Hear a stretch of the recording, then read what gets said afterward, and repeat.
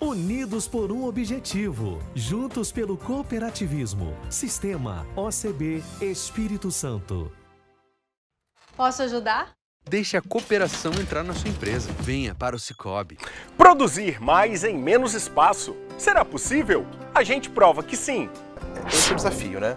E o aumento de produtividade tem que vir através de manejos mais adequados, né? E o uso de insumos mais tecnológicos, né? E mais apropriados. Então, assim, é preciso conhecer o solo que a gente está trabalhando e conhecer o tipo de vegetação, o tipo de planta que está sendo produzido naquele ambiente, né? E o mercado de plantas tem se dado bem durante a pandemia. Mesmo durante a pandemia, Sueli decidiu tomar uma decisão ousada. Largar o emprego de vendedor e abrir o próprio negócio. Uma floricultura em um bairro na região central de São Paulo. Muita gente não estava saindo de casa, então muita gente queria presentear alguém. Não demorou muito para o pequeno empreendimento crescer e chamar a atenção de quem passava ali em frente todo dia.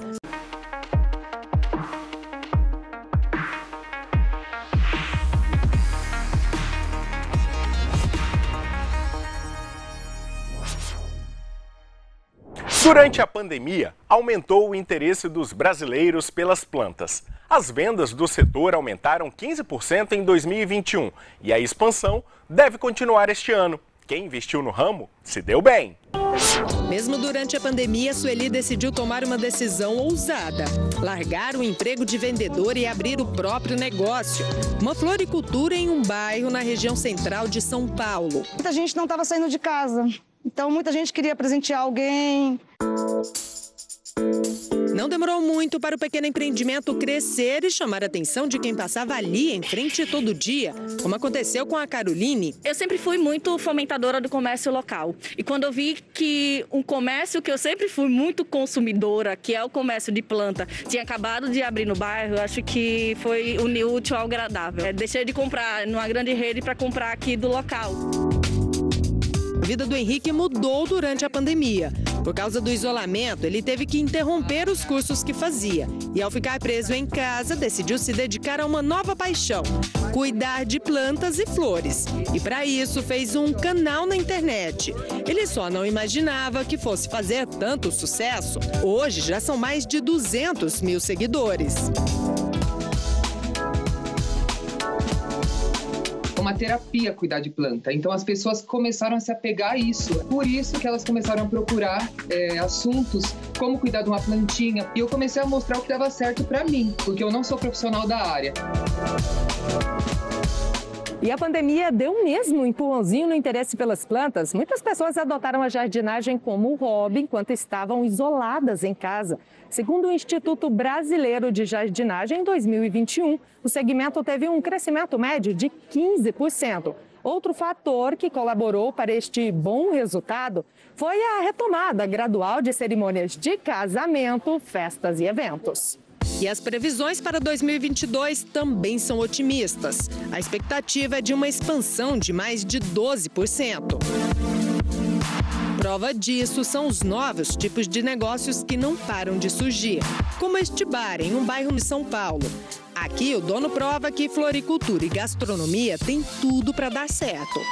Era algo que as pessoas já tinham contato e a pandemia elas tiveram mais contato ainda. A gastronomia, né, em toda a concepção de sabor, né, alguma erva, alguma planta está envolvida. E trazer esse mundo da forma que a gente tem trazido é levar esse conhecimento para o público. Enquanto isso, na parte da frente, a Cíntia e a Carla cuidam dos arranjos. Ou seja, os clientes que se interessam por alguma flor específica podem acabar comprando enquanto fazem as refeições. A princípio parece ser só uma floricultura. E aí você entra, é um bar floricultura, floricultura bar. E a curiosidade, aguça isso, aguça o sentido de permanecer e de poder comprar uma planta. Mas só de ter uma já vale. Seja qual for a época ou a espécie, quem trabalha com a cor e o aroma das flores garante. Dá até para aliviar os pesares que a pandemia traz. Para mim, é muito bom, é gratificante.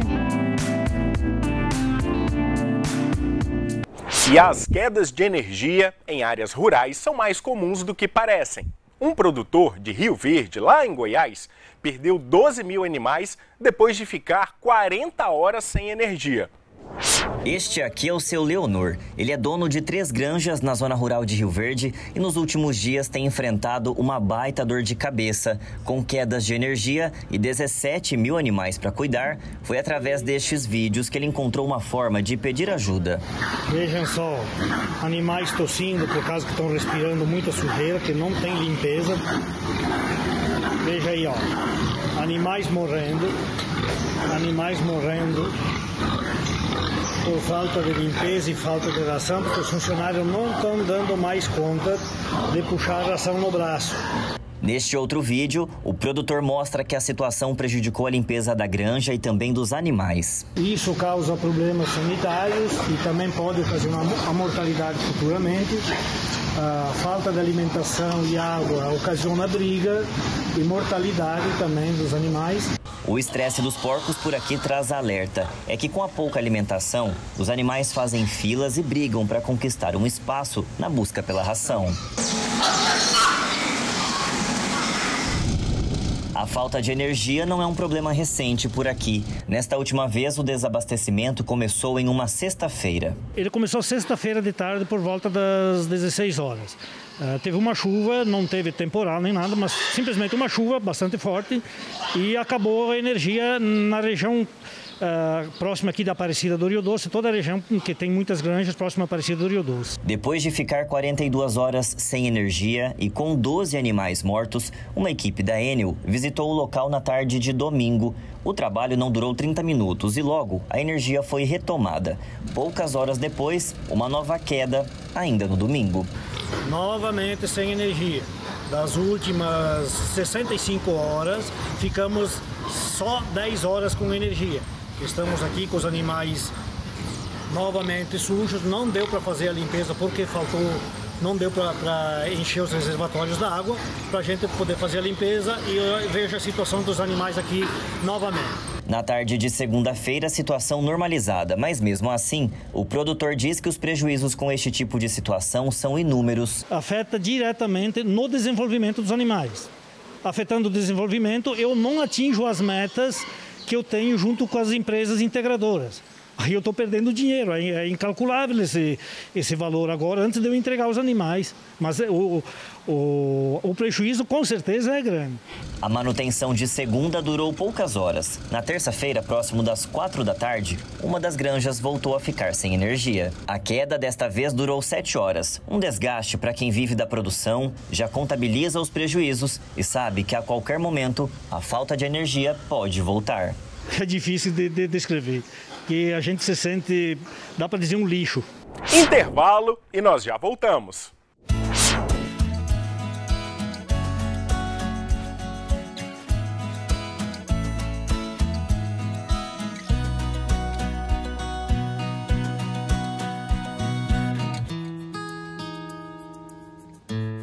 As cooperativas escolares, elas já existem no Brasil durante todo o século XX.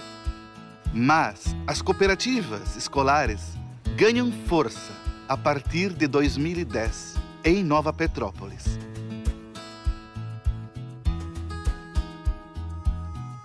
Partiu do diretor da Escola Bom Pastor e de um dos professores de conhecer um projeto que já acontecia há mais tempo na Argentina. E esse projeto era novo para nós aqui, ninguém nunca ouviu falar, ouviu como é que era uma cooperativa escolar. E aí foi vista uma oportunidade de se criar um laboratório de aprendizagem, mostrar na prática como é que funciona uma cooperativa. É um projeto que visa o aprendizado e ela é aberta dentro do ambiente escolar. Então todos os alunos têm a oportunidade de se associar. Então ele entrou na cooperativa, ele tem o compromisso de ser um bom aluno para mostrar para todo o ambiente escolar que a cooperativa ela é válida e ainda ele está fazendo esse projeto extra classe. que as crianças produzem numa cooperativa escolar, nós não chamamos de produto, mas nós chamamos de objeto de aprendizagem. Essa bolacha que a gente tem aqui é de origem suíça, que se chama Speculatius. A parte mais importante que eles adquirem dentro da cooperativa é este valor de ser um líder. A gente aprende o trabalho em equipe, né? Conhecer mais o colega e distribuir mais as funções. Isso eu vou levar para minha vida inteira. Nós entendemos isso como a nossa principal bandeira social aqui na Sicredi Pioneira. Trabalhar justamente com jovens e crianças para que eles possam ter um entendimento do que é uma cooperativa, de quais são os princípios do cooperativismo.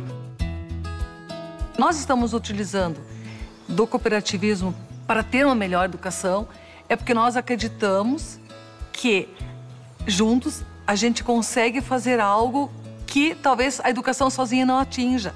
O que nós pretendemos com esse trabalho com jovens e crianças é justamente deixar cidadãos melhores para o futuro.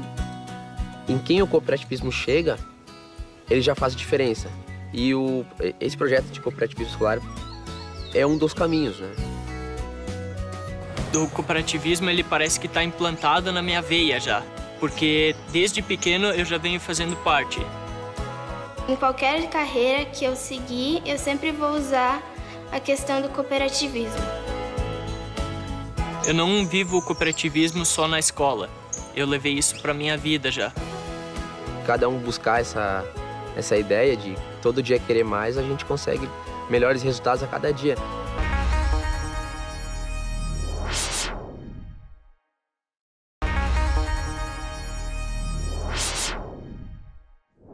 Produzir mais em menos espaço é uma das chaves de sucesso para o agronegócio, principalmente neste ano de 2022. É por isso que eu estou recebendo aqui no estúdio, para um bate-papo, o Daniel Pinho, ele que é diretor-geral da Natufert, uma empresa capixaba que cuida basicamente, gente, do nosso solo, do solo das nossas plantações. Ô Daniel, bem-vindo ao nosso programa, hein? Muito obrigado, Bruno, pela oportunidade. Um abraço a todos os telespectadores. E é isso mesmo? Produzir mais em menos é a chave do sucesso? Sem dúvida. A população ainda é crescente e a necessidade de áreas não pode ser a solução para o crescimento do consumo de alimentos.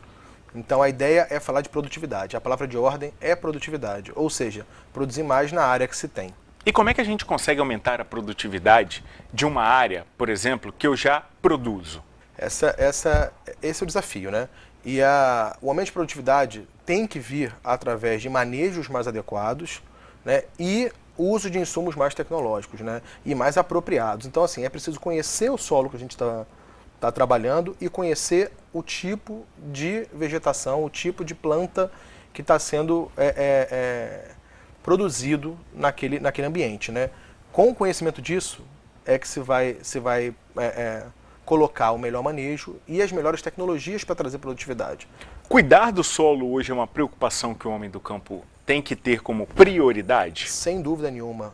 Com o passar do tempo, o que se vê nos usos mais comuns de insumos agrícolas é um empobrecimento do solo, né? E com o solo mais pobre, a planta produz menos. A planta ela tem mais dificuldade de nutrição, mais dificuldade, um ambiente pior, né? Um lugar pior para se alimentar e para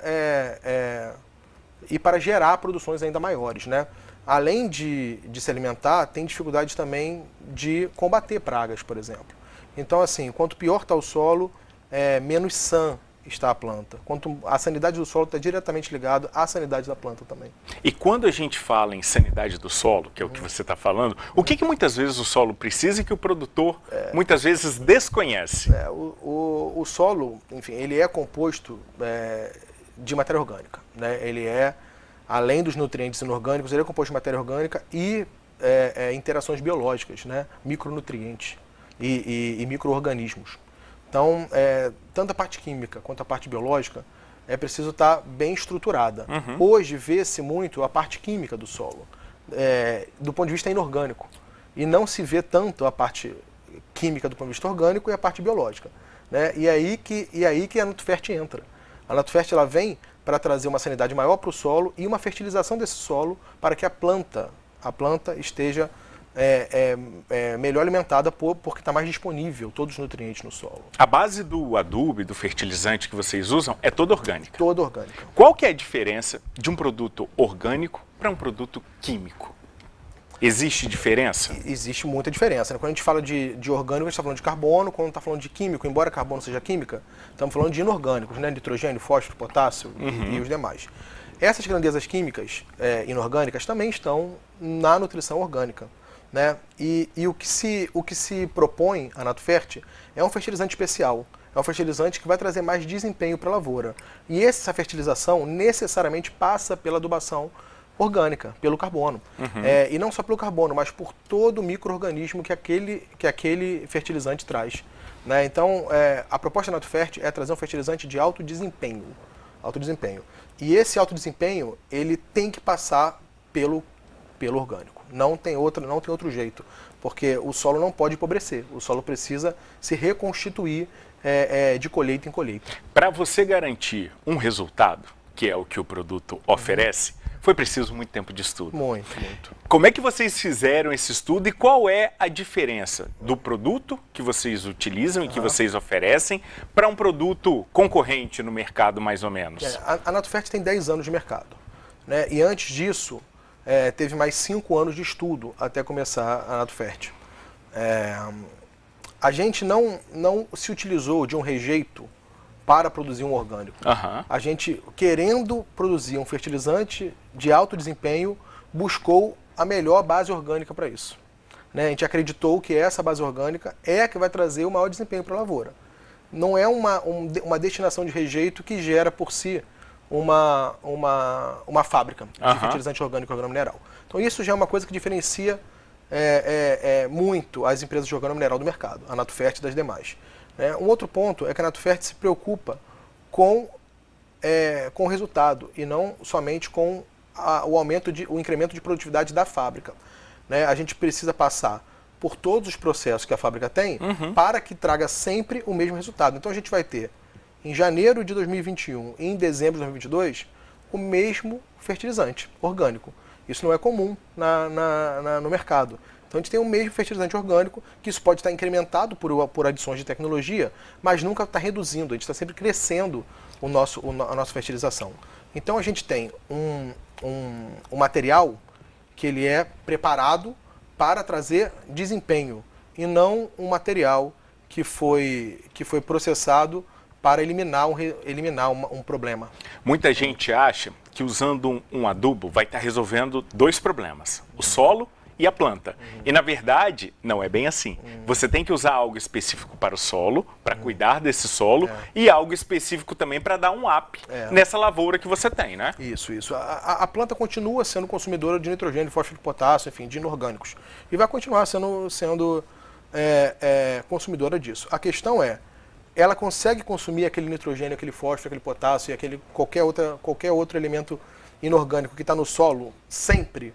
Ou precisa de um ambiente para que isso esteja disponível para a planta? A palavra de ordem é a disponibilidade do nutriente, né? A gente fala muito na solubilidade do nutriente, quer dizer, aquilo está solúvel em água, mas pode não estar, ou em água, ou em ácido, enfim, mas pode não estar disponível aquilo para a planta. Então eu posso ter um solo cheio de potássio que não será consumido pela planta de forma eficaz, né? Então eu só estou eu estou com pouca eficiência na minha adubação. Então assim, a eficiência da adubação não necessariamente está no aumento de proporções orgânicas, ou seja, inorgânicas, ou seja, vou aumentar o meu consumo de nitrogênio, vou aumentar meu uso de nitrogênio, vou aumentar meu uso de potássio. Não é isso. Eu tenho que aumentar a disponibilidade desse nutriente para a planta.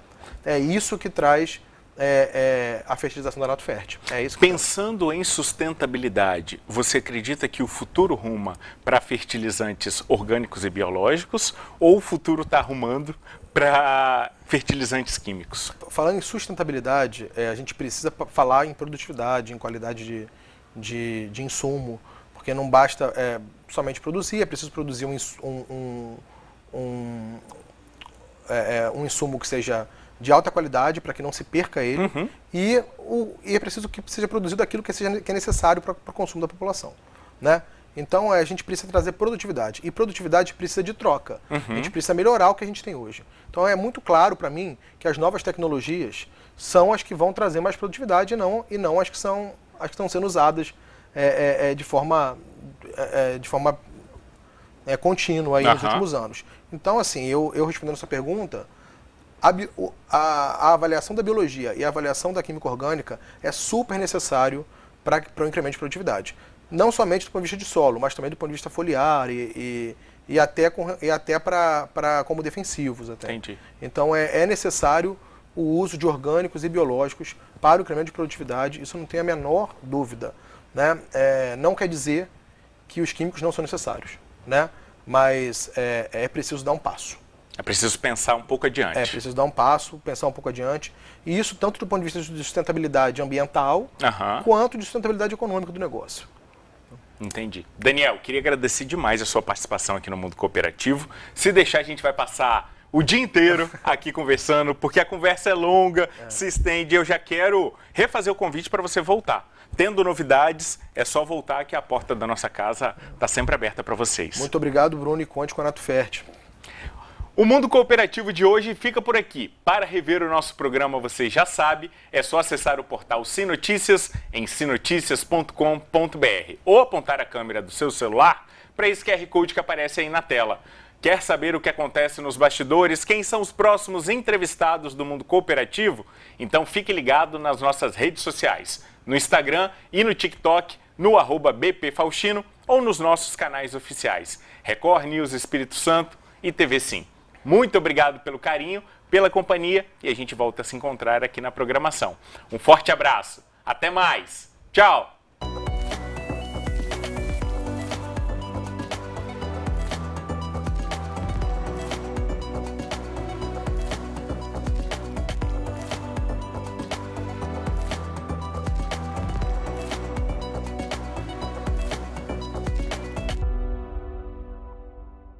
Posso ajudar? Deixe a cooperação entrar na sua empresa. Venha para o Cicobi.